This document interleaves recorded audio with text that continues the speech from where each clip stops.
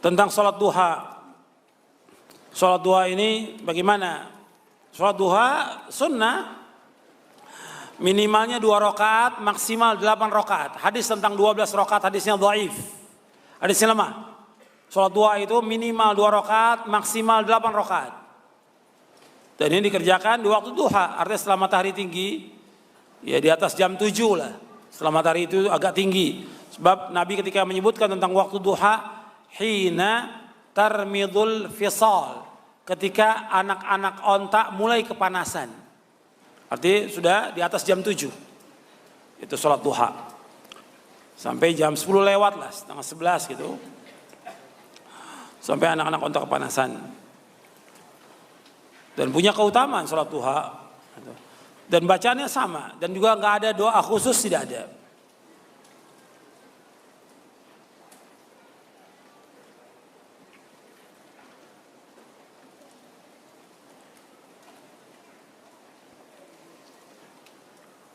Apa benar bahwa wanita ketika sujud itu dia tangannya mengepit ke dadanya?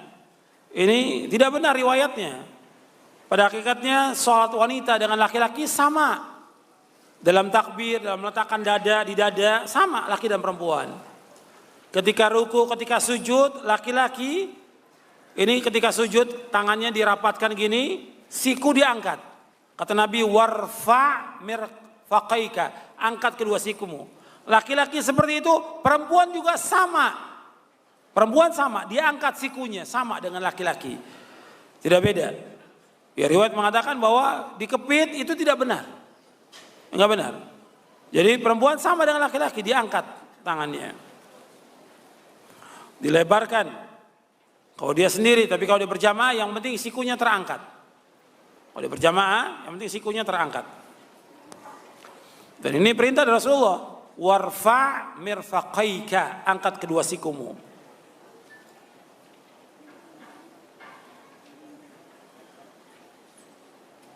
Bolehkah orang sholat sunnah pada saat istirahat kerja? Atau dia sebelum kerja? Boleh. Kalau dia masuk kerjanya umpamanya jam 8, ya setengah 8 boleh dia sholat duha, boleh. Atau dia sholat syukrul wudu, seperti yang dilakukan oleh Bilal bin Rabah radhiyallahu anhu arda, boleh. Tapi kalau sudah selesai kerja, kan waktunya zuhur istirahat itu. Zuhur yang wajib yang dikerjakan oleh dia. Yang sebelumnya ada qobliyah zuhur dan ada ba'diyah zuhur.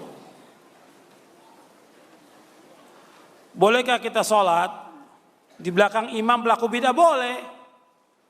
Sholat di belakang imam pelaku bidah boleh. Dan saya bawakan riwayat ini dalam buku Syarah Aqidah Ahlussunnah wal Jamaah. Saya bawakan yang pertama riwayat hadis Sahih riwayat Bukhari, Nabi bersabda, yusalluna lakum fa in asabu falakum walahum wa in akhtau falakum wa alaihim. Kamu sholat bersama mereka, atau bersama orang-orang atau penguasa yang zalim atau orang pelaku bid'ah. Kamu sholat bersama mereka. Kalau mereka benar, kamu dapat ganjaran, mereka dapat ganjaran. Tapi kalau kamu benar, mereka salah, mereka yang menanggung dosanya, kamu dapatkan ganjaran. Ini Sahih riwayat Bukhari. Ketika Hasan Al-Basri tanya, bagaimana sholat di belakang ahlul bid'ah? Imam Hasan Al-Basri mengatakan, sholli wa alaihi bid'atuhu. Kamu sholat di belakangnya dan orang itu yang menanggung bid'ahnya. Ini dibawakan oleh Imam Bukhari dalam kitab sahihnya, di Kitabul Adzan.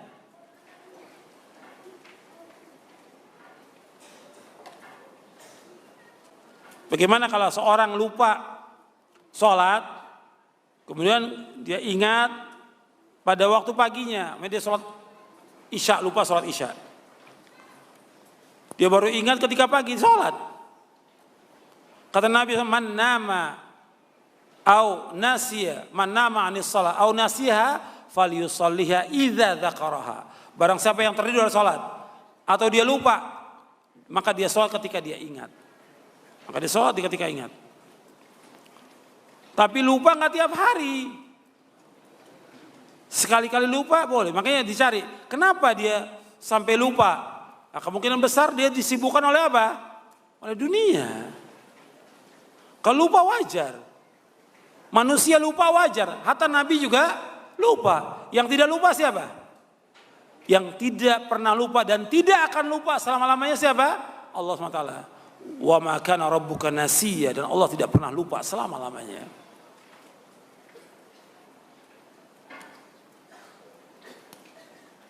Bagaimana orang yang bermakmum dengan orang yang rusak bacaannya? Ya diingatkan, mestinya orang yang dia tidak hafal Al-Quran, atau dia cuma hafal sedikit dan juga nggak benar bacaannya, dia nggak berhak untuk jadi imam. Mesti diingatkan dengan cara yang baik. Antum nggak berhak jadi imam. Berikan kepada orang-orang yang banyak hafalannya.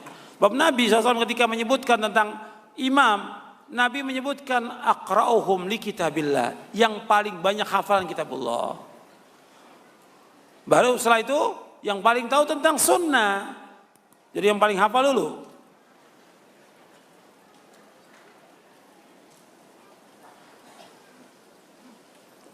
Apakah sah sholat di satu masjid yang tidak ada adzan tapi langsung qomat? Sah. Sholatnya sah. Cuma dia berdosa tidak menggunakan adzan. Karena adzan ini wajib untuk sholat 5 waktu berjamaah. Adzan ini wajib untuk sholat 5 waktu berjamaah. Wajib adzan ini.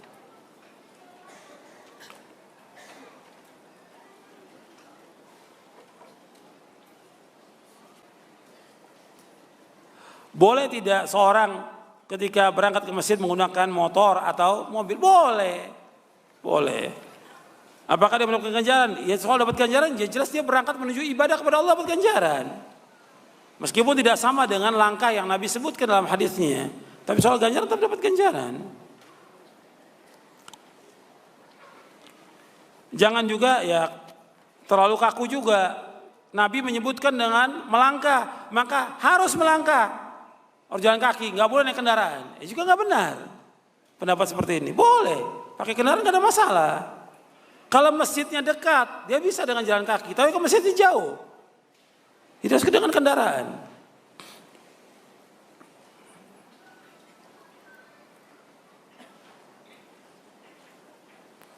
Bagaimana hukumnya orang yang mengerjakan sholat sunat dengan bacaan yang panjang? Nabi SAW kalau sholat sunat yang rawatib itu bacanya pendek. Hatta rawatib yang paling penting dari rawatib 5 waktu sholat, yang paling penting sholat yang mana? Rawatib yang mana? Saya ulangi, saya pertanyaan. Dari 5 waktu sholat, rawatib, sholat sunat rawatib yang paling penting sholat yang mana? Subuh. 2 rakaat sebelum subuh. Lebih baik dari dunia seisia. Nabi ketika 2 rakaat sebelum subuh bacanya apa? Al-Baqarah, An-Nisa, Ali Imran atau apa? Nabi baca apa? Qul ya ayyuhal kafirun dengan apa? Al-Ikhlas qulullah. Baca yang pendek ketika sholat sunat. Bacaan yang panjang sholat sunat kapan? Sholat malam tahajud. Nabi baca sholat tahajud di waktu malam 1 rakaat baca Al-Baqarah, An-Nisa, Ali Imran. 1 rakaat. Hadisnya sahih riwayat Muslim. Nabi bacanya 1 rakaat sholat malam Al-Baqarah, An-Nisa dulu baru Ali Imran. Sahih riwayatnya. Tapi kalau sholat sunat rawatib baca yang pendek aja. Yang paling penting aja. Kuliah dengan apa? Nabi baca dengan surah Al-Ikhlas. Berarti qobliyah zuhur baca yang pendek, ba'diyah zuhur baca yang pendek. Jangan dipanjangkan sampai orang nunggu makmum. Nunggu imamnya kok panjang benar bacaannya. Ternyata dia lagi ngulang hafalan surah Al-Baqarah. Dia belum hafal si imam surah Al-Baqarah. Ngulang-ngulang nggak dapat terus lagi. Kesian makmumnya. Jadi kalau mau ngulang hafalan kapan? Nanti dia di waktu malam. Sorenya murajaah dulu, pada maghrib murajaah, nanti malam baru dia baca. Tapi ketika sholat berjamaah baca yang pendek. Baik qobliyah maupun ba'diyahnya.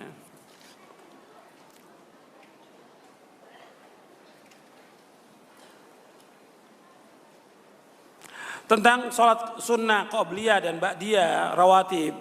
Yang terbaik di mana? Yang terbaik ya secara umum di rumah. Yang terbaik di rumah. Tapi kita seperti orang-orang yang kerja di kantor, di pasar, ya kerjakan di masjid ya. Kalau kita rumah kita dekat dengan masjid, ya bisa kita kerjakan di rumah lebih dahulu, baru ke masjid. Atau kalau memang waktunya luang, ya kita sholat di masjid. Cuma tetap yang terbaik di mana? Di rumah. Seperti qobliyah subuh, yang terbaik kita kerjakan di rumah. Qobliyah zuhur kalau bisa, ya kita di rumah kalau mungkin. Kalau enggak ya kita di masjid. Ba'diyah juga demikian. Tapi untuk ba'diyah maghrib, Nabi menyuruh kita di rumah. Ketika Nabi selesai sholat maghrib, ada sebagian sahabat ingin sholat ba'diyahnya di masjid.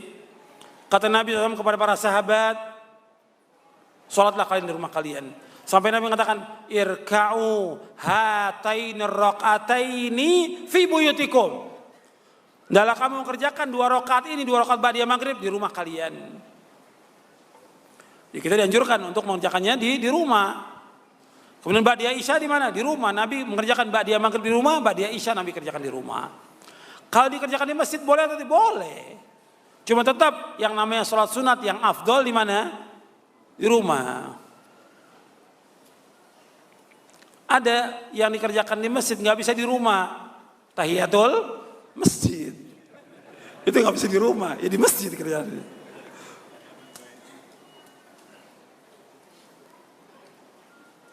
Jika ada saudara kita tidak sholat, lalu dia mati, bolehkah disolati? Tentang orang yang tidak sholat, kita kembali, hukumnya dia muslim atau kafir? Tadi yang pembahasan kita muslim atau kafir? Muslim selama dia masih mengakui tentang wajibnya sholat. Kalau dia muslim, berarti wajib disolatkan kalau dia mati. Cuma kita kalau nggak mau sholatkan, nggak ada masalah. Kan sholat jenazah fardu ain atau fardu kifayah? Fardu kifayah. Jadi suruh temannya juga yang nggak sholat suruh sholatkan.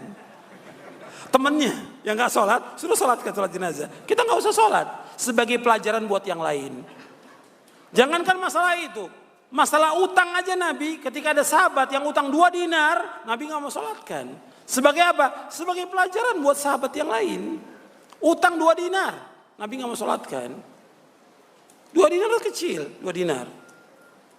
Apalagi yang utangnya jutaan. Boleh imam masjid nggak mau sholatkan. Utang banyak utang nggak mau sholatkan. Kalau dia menikmati. Jadi ini nggak boleh orang menganggap ringan masalah ini. Tapi ketika dia tidak sholat, maka biar teman yang sholatkan. Kita nggak usah sholatkan. Sebagai pelajaran buat yang lain.